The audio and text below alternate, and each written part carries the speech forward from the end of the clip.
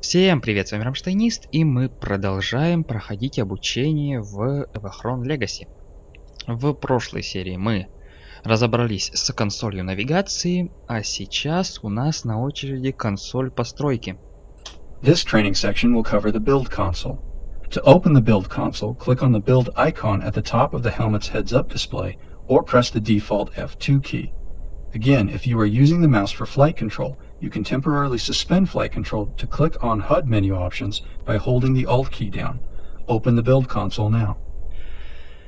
Так, консольку постройки мы можем открыть с помощью иконки наверху, либо же с помощью кнопки F2. Иконку у меня искать лень.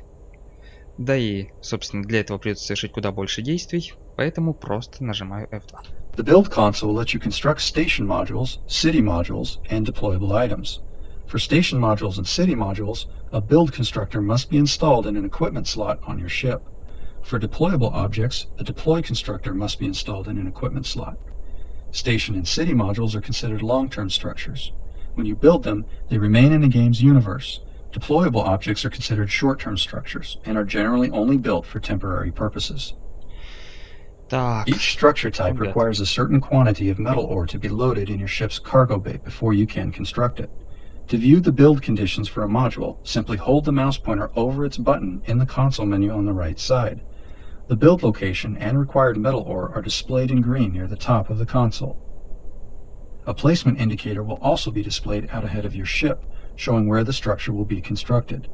Observe the ore requirements and placement indicator now by highlighting a few of the options in the build modules list.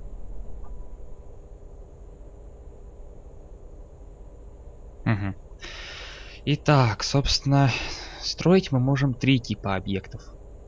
Это блоки космических станций, блоки городов и устанавливаемые модули.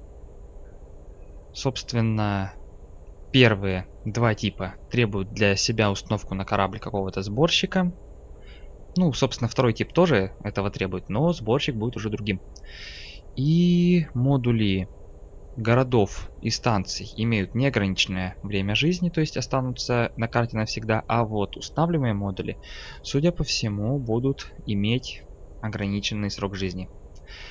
Итак, каждая структура требует определенного количества металла, который должен находиться в трюме нашего корабля, чтобы мы могли начать постройку. Чтобы посмотреть условия постройки, нужно держать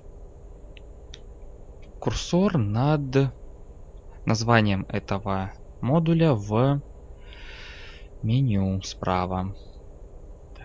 Так.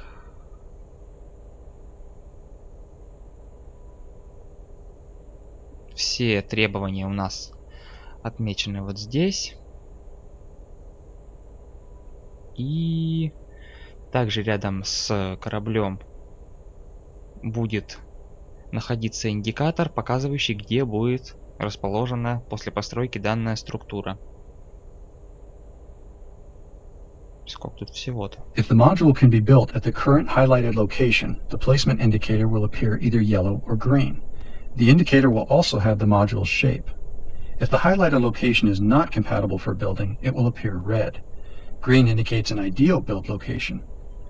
Most modules often perform best when built close together, so their indicators will generally display yellow in open space until they are near a connecting point with another module. You can still build these modules in open space, but may want to connect them together for optimal space management around shield and power modules, so you can fit more modules in range for a more efficient design. Space station power and command modules will generally display green, even if no other modules are nearby, since they don't have energy or functional dependencies with any other modules. Так, если мы можем построить модуль в данном месте, он у нас будет подсвечен желтым либо зеленым. Так, что еще у нас? Ага, мы даже можем дать имя командному модулю. Но это у нас для станции. Это мы пока не учитываем. Так, если он у нас светится зеленым, значит позиция для постройки у нас идеальная. Если красным, значит мы не можем построить данный модуль в данном месте.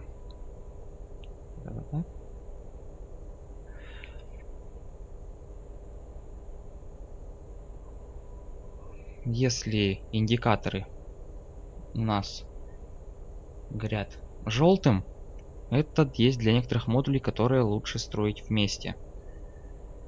И поэтому они будут отображаться зеленым только тогда, когда будут строиться рядом с точкой соединения с остальными модулями. Ну, размещать модули лучше близко, чтобы более эффективный дизайн был, это понятно. И командный модуль и энергетический будут гореть зелеными, даже если рядом нет других модулей. Ну, насчет командного, как бы это неправда. То есть, судя по всему, нам сначала нужно построить энергетический модуль и только потом к нему цеплять командный. If the build point is obstructed or unavailable due to incompatible environmental factors, the location indicator will display red and you won't be able to build there. If you are carrying sufficient metal ore to build the highlighted module, click on the structure's button to begin constructing it. The construction process will take several seconds and involves energy beams that pan back and forth to put the structure together on a molecular level using the metal ore from your cargo bay. Once the build process is finished, the structure will be activated and its lights will come on if a power module is close enough to supply it with energy. Likewise, if a shield module is close enough, the structure will also be protected by shield arrays. Power modules and shield modules generally need to be within 500 build units of measurement in order for them to operate with other nearby modules. Так, если точка строительства у нас заблокирована или недоступна по каким-то другим причинам, индикатор локации будет гореть красным, и построить нам ничего не удастся. Если у нас достаточно металла, чтобы построить выбранный модуль, мы нажимаем на вот эту вот кнопку, на любую из них, чтобы начать процесс постройки. Это займет нас примерно несколько секунд. И в процессе этого у нас будет постепенно изыматься металл с корабля и будет появляться в космосе структура. Как только процесс будет завершен, структура будет активирована и на ней загорятся, получается, сигнальные огни, если энергетический модуль будет достаточно близко, чтобы поддерживать энергообеспечение данного модуля. Также, если у нас достаточно близко будет располагаться модуль щита, эта структура будет автоматически им закрыта.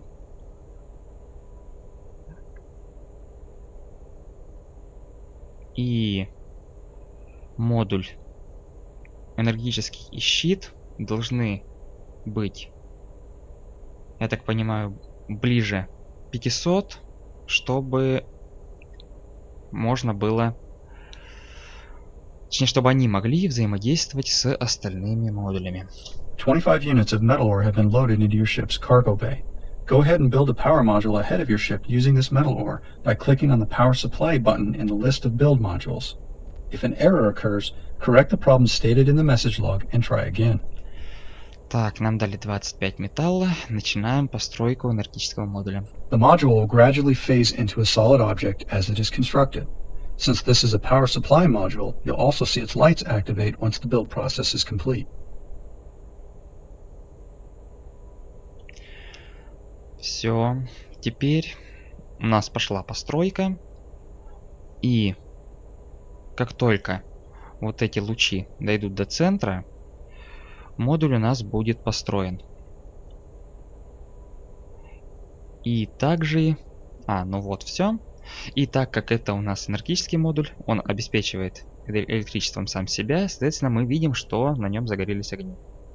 City building modules have many of the same design principles as space station modules.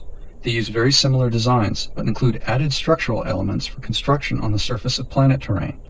The modules function much the same way as they do in open space, but their build location system, proximity factors, and certain functional elements do have differences.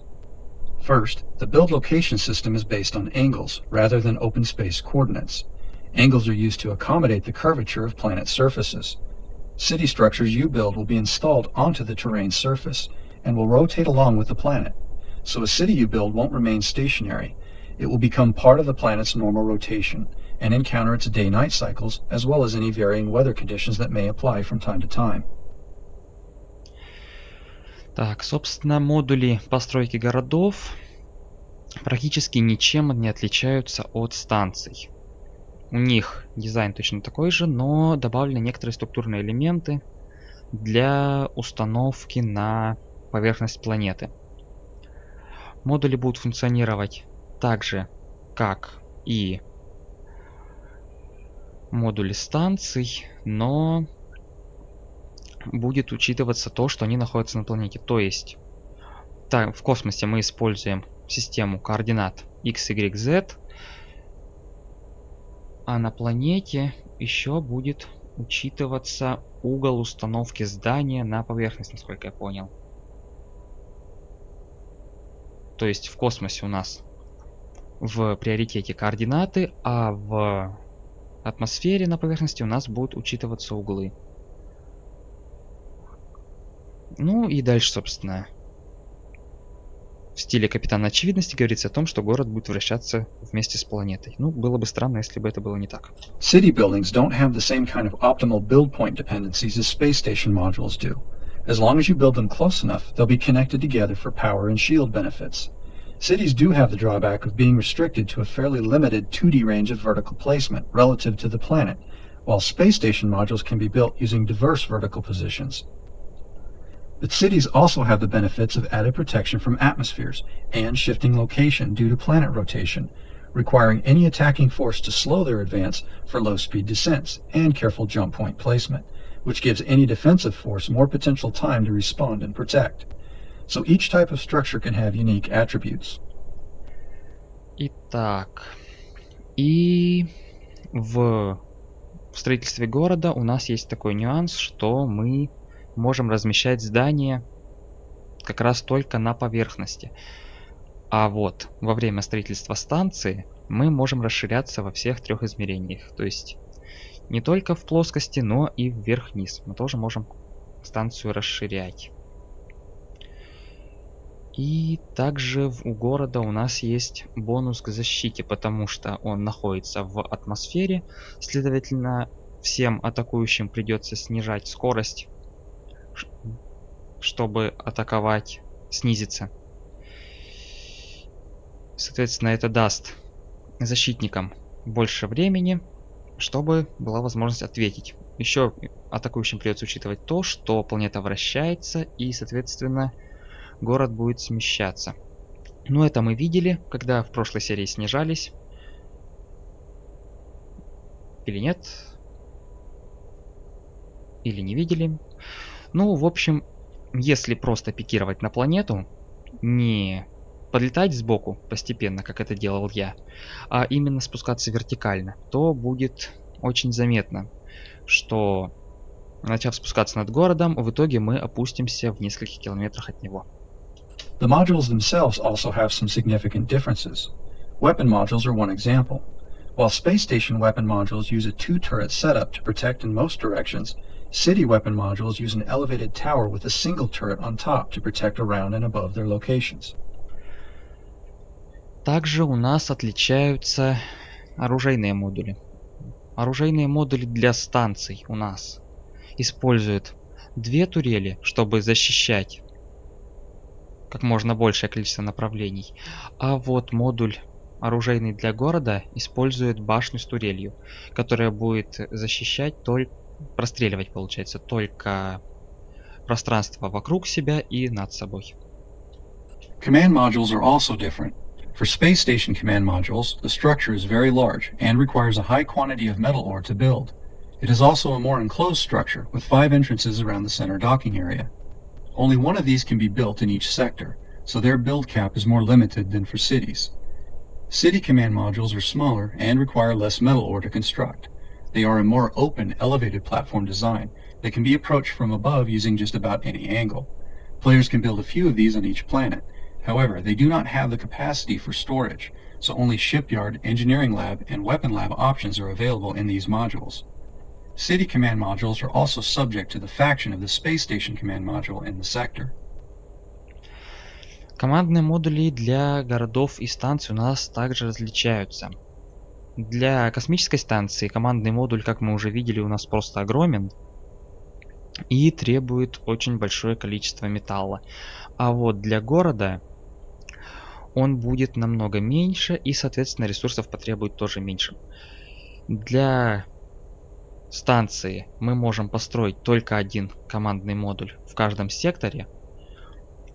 А вот для города у нас такого лимита нет. Их можно строить по несколько на каждой планете. Но при этом для городов командные модули у нас не имеют собственного хранилища. Используется только как док для кораблей, инженерная лаборатория и оружейная лаборатория. Также командные модули для городов.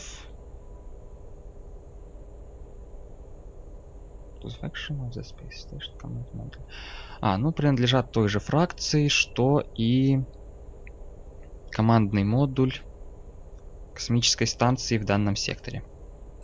Deployable modules are temporary structures designed to provide short-term options and benefits. A station hangar deployable module lets the player save their progress out in open space without requiring them to be docked at a full build module station hangar, bypassing the fuel penalty associated with saving in open space. The hangar station will provide the resources needed to engage the ship's cryo function. A repair station lets a ship repair its hull and subsystem damage quickly, and without the need for a repair equipment device, repair beam, or to pay for repairs. A sensor station provides a remote way to scan a large region of sector space. This can be useful for locating other ships, containers, or certain other objects. They must be placed within plus or minus 50K of a sector's central location. All deployable modules must be built in open space. И да, а вот устанавливаемые модули это у нас структуры временные, которые применяются для каких-то кратковременных действий. Ангар, вот этот вот, у нас применяется для сохранения в открытом космосе, чтобы не пилить ближайшие станции. Мы можем построить данный ангар и сохраниться в нем. Также станция починки логично служит для того, чтобы отчинить корпус корабля и восстановить щит. Станция с сенсором — это у нас аналог радара, который необходим, чтобы просканировать весь регион или сектор и обнаружить в нем корабли, контейнеры или какие-либо другие объекты. Все эти модули должны быть расположены в открытом космосе. Так, про 3 следующие тут ничего не сказано. Но это, судя по всему, потому что Shield Array — это у нас щит. Он относится к станции. Fuel Processor — это логично нечто связанное с топливом, возможно, про это будет сказано дальше. А майнинг — это у нас шахтерство. Об этом, скорее всего, тоже будет сказано дальше. A fuel station can harvest particles from a nearby star or nebula cloud and convert them into fuel for your ship. A shield array can protect a small section of space from weapon fire, which can be helpful when threats are nearby and you're trying to retrieve or mine something. A mining probe can automatically mine material from asteroids and planets. They can allow you to complete other objectives while they work to mine. Once the mining probe reaches capacity, it delivers the material it retrieved into cargo containers near the deployed location where you can later pick them up. Deploy modules can be destroyed by flying close to them and clicking on the scuttle option that appears in the HUD. build modules can only be destroyed by weapon fire. И да, собственно, дальше рассматриваются эти три модуля.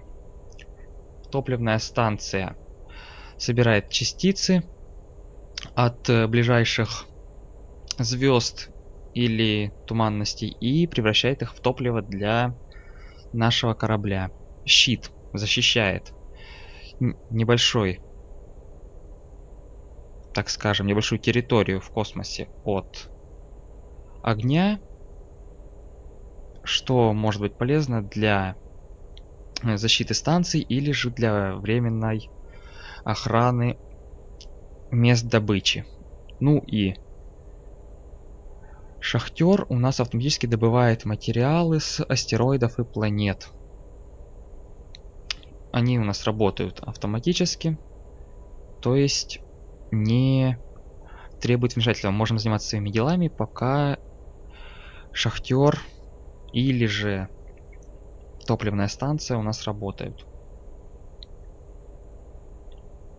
Как только шахтерская станция у нас заканчивает работу, все материалы автоматически отправляются в хранилища, которые находятся рядом с локацией установки этого шахтера. И там мы можем их позже подобрать. Устанавливаемые модули могут быть уничтожены нажатием кнопки, которая появится у нас, как только мы подлетим близко к ним, в отличие от уже стационарных модулей станции, которые могут быть уничтожены только огнем из нашего главного орудия. In addition to the line of sight indicator, the build console also offers an overhead view option that displays the local build area from above. Click on the overhead view button now to engage this mode. Ну и как же долго я этого ждал, наконец-то задействует этой кнопки. Overhead View, которая показывает нам данный сектор не сбоку, как мы сейчас смотрим на построенный нами модуль, а сверху. With the overhead view active, the local build area is displayed from above and includes a grid to indicate selectable placement options. In space, the offsets applied to the grid will account for X, Y, and Z coordinates, so you'll be able to quickly gauge the available spacing and placement pattern for any given area. On planet terrain, the system will switch to angles and the grid will align itself with the surface to provide a basic elevation and spacing indicator. To select a build point in this mode, left mouse click on a location within the grid. Go ahead and do this now. Итак, когда активирован режим вида сверху, соответственно, мы видим отрезок космоса, в котором ведем постройку, соответственно, сверху. В космосе у нас есть возможность строить по осям Y, X и Z, поэтому у нас есть возможность переключаться с одного режима представления в другой. Так, на планете система будет переключаться на эти самые углы обзора, значения которых я пока понимаю слабо, но я думаю, это будет более подробно объяснено далее. Чтобы выбрать точку постройки в данном режиме, один раз левый клик по карте. У нас командный модуль. Ну, забабахаем его. Now that a build point has been locked in, you can highlight the various module options on the right to gauge size and spacing. If the indicator is green, you can go ahead and build at the selected location. If not, you'll need to unlock the build point to move it to another location. To unlock a build point, simply right-click anywhere on the grid. Go ahead and do this now. Итак, мы выбрали точку постройки. И если у нас индикатор желтый, значит нам нужно разблокировать точку постройки и передвинуть ее в необходимое место. А если он у нас зеленый, мы все сделали правильно и можем начать постройку прямо сейчас. Но обучение требует, и мне придется разблокировать нашу точку постройки и передвинуть ее еще раз сюда же. Good. Remember that you can switch back to the default line of sight view mode by clicking on the cockpit view button.